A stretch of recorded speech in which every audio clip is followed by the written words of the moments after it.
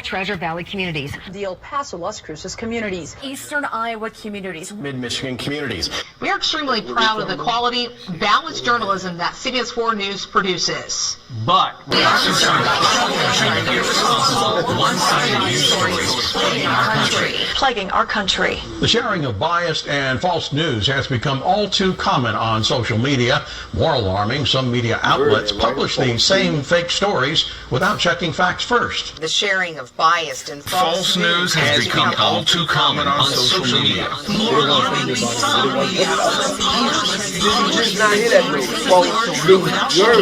first. Unfortunately, some members of the media platforms push their own personal bias and agenda to control exactly what people think, and this is extremely dangerous to our democracy.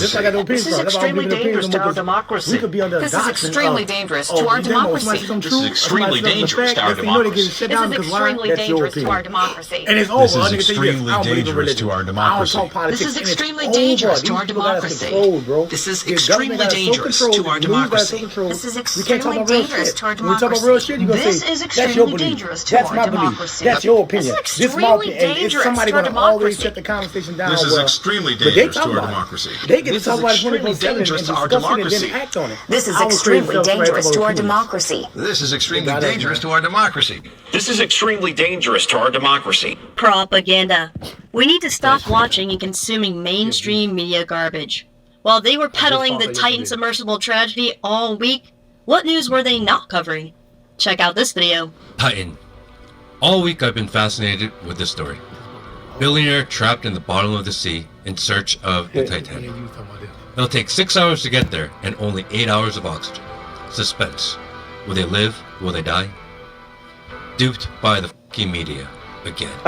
Monday, the Titan is missing. Tuesday, there's a banging sound. Wednesday, they're running out of air. Thursday, oh no, we found the wreckage. But the entire time, they knew it was BS. U.S. Navy knew the sub already blew up on Sunday. But they distracted us, again, to hide the news cycle. What happened this week?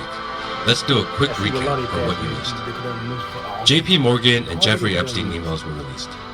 And now they have just mistakenly deleted 47 million emails. Joe Biden is undergoing an impeachment vote in the House, or at least trying. The Pentagon fat-fingered $6 billion to Ukraine. Hunter Biden gets a slap on the wrist while FBI whistleblowers are going missing. And John Durham had his congressional hearing this week regarding the Russia hoax. But I was so busy wondering about the billionaire who decided to go boating in a submersible soda can, I missed it all.